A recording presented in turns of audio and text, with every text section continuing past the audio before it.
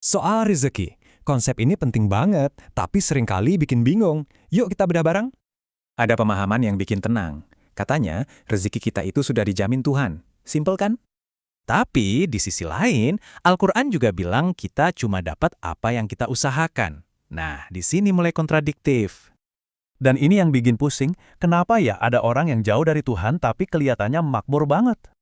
Jadi gimana cara nyambungin semua ini? Ternyata ada satu prinsip pemersatu di Al-Quran. Lihat soal nikah dan cerai, keduanya sama-sama dijamin rezekinya. Jadi bukan soal statusnya kan?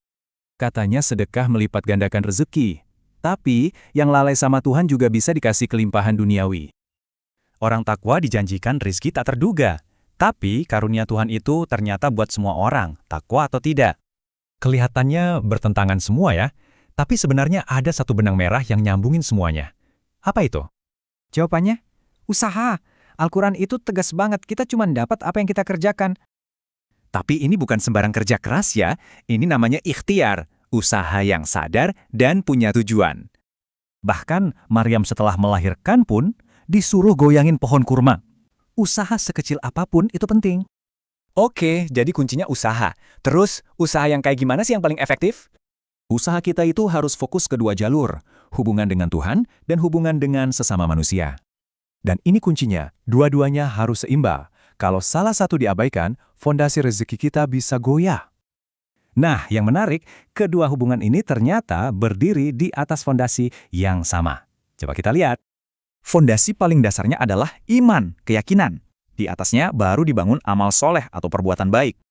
Dua ini satu paket. Iman itu kenapanya, niatnya. Amal soleh itu gimananya, aksinya. Jadi ada kerangka 4 langkah nih. 2 pertama itu fondasinya, terus 2 langkah berikutnya apa? Ketiga, jangan cuma baik.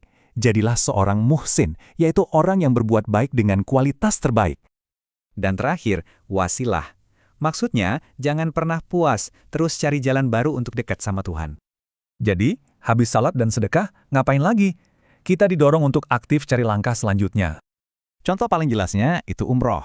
Perjalanan ini disebut bisa langsung menghilangkan kemiskinan dan dosa. Intinya begini, rezeki itu sistem dinamis.